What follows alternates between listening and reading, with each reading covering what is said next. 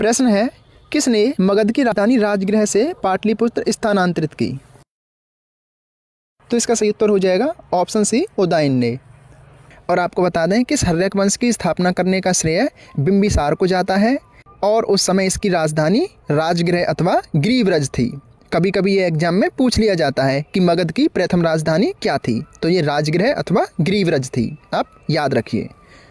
Next है, रविंद्रनाथ टैगोर ने अपनी नाइटहुड की उपाधि इनमें से किस घटना के कारण लौटा दी थी अथवा वापस कर दी थी?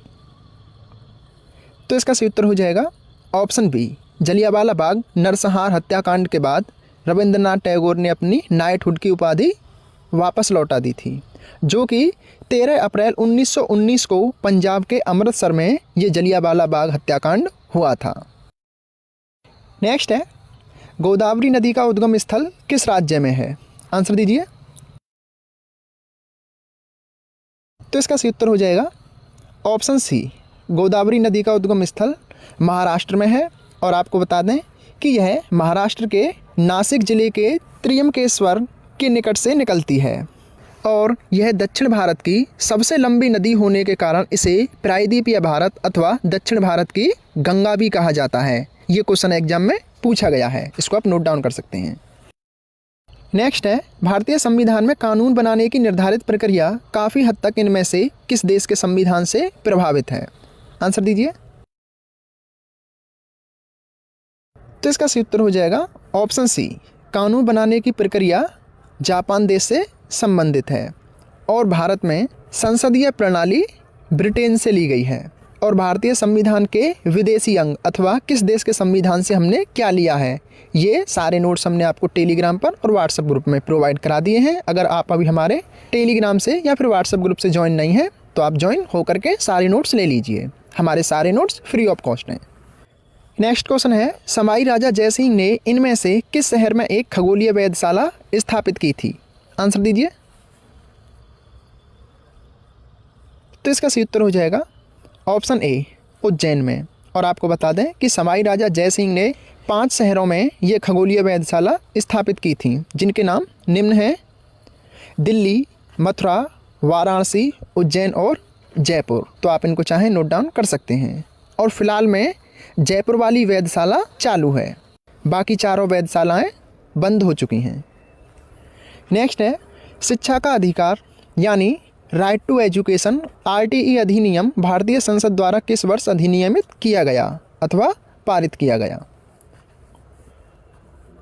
तो इसका सही उत्तर हो जाएगा ऑप्शन डी, ये आरटीई अथवा शिक्षा का अधिकार अधिनियम 2009 में संसद में पारित किया गया था और यह 86वां संविधान संशोधन वर्ष 2002 के तहत किया गया था, क्योंकि वर्ष 2002 में अनुच्छेद 21 में 6 से 14 वर्ष की आयु के बच्चों को शिक्षा का अधिकार देने के लिए ये सारे कार्यक्रम किए गए हैं।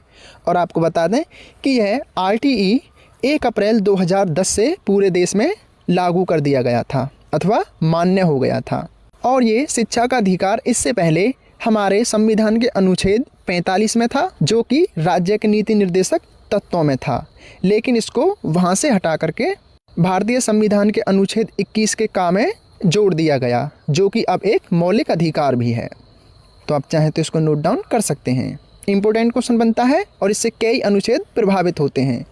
इससे हमारे मौलिक कर्तव्य भी प्रभावित हैं, क्योंकि 11वां मौलिक कर्तव्य जो कि संविधान के भाग 4 के का और संविधान के अनुच्छेद 51 के ए में है कि सभी माता पिता का यह कर्तव्य होगा कि वे अपने 6 से 14 वर्ष के बच्चों को प्राथमिक शिक्षा प्रदान करें या फिर स्कूलों में उनको पढ़ाएं। तो ये हमारा मौलिक कर्तव्य भी है। ये सारी जानकारी आपको पता होनी चाहिए, बिल्कुल बेसिक जानकारी है। नेक्स्ट क्वेश्चन है, भारत के संविधान की संघ शक्ति समिति के अध्यक्ष कौन थे? तो इसका सही उत्तर हो जाएगा ऑप्शन डी, जवाहरलाल नेहरू। ये ऐसे डायरेक्ट क्वेश्चन भी आपके एग्जाम में देखने को मिलते हैं। नेक्स्ट है, प्राचीन गणित पुस्तक गणित सार संग्रह किसके द्वारा लिखी गई?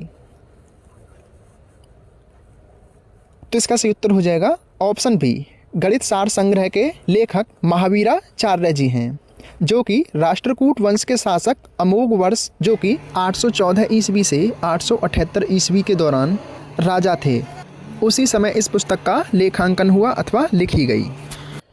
नेक्स्ट है, निम्नलिखित में से पंजाब का कौन सा प्रसिद्ध वाद्य यंत्र लकड़ियों की कई छड़ियों से मिलकर बना होता है? आंसर दीजिए। तो इसका सही उत्तर हो जाएगा ऑप्शन सी, चिक्का नामक वाद्य यंत्र, जो कि पंजाब में फेमस है और यह कई लकड़ियों से मिलकर बना होता है। तो आपके एग्जाम में जो प्रमुख वाद्य यंत्र हैं उनसे संबंधित भी प्रश्न आपके एग्जाम में देखने को मिलते हैं। नेक्स्ट है, महात्मा गांधी के प्रिय भजनों में से एक वैष्णव जन के रचयिता कौन हैं? तो इसका सही उत्तर हो जाएगा ऑप्शन सी, नरसिंह मेहता या फिर नरसी मेहता। तो ये आपके जीके के कुछ इंपॉर्टेंट क्वेश्चन थे। कुछ क्वेश्चन इसमें काफ़ी इंपॉर्टेंट है, आपके यूपी पुलिस के एग्जाम में कई बार वो रिपीट भी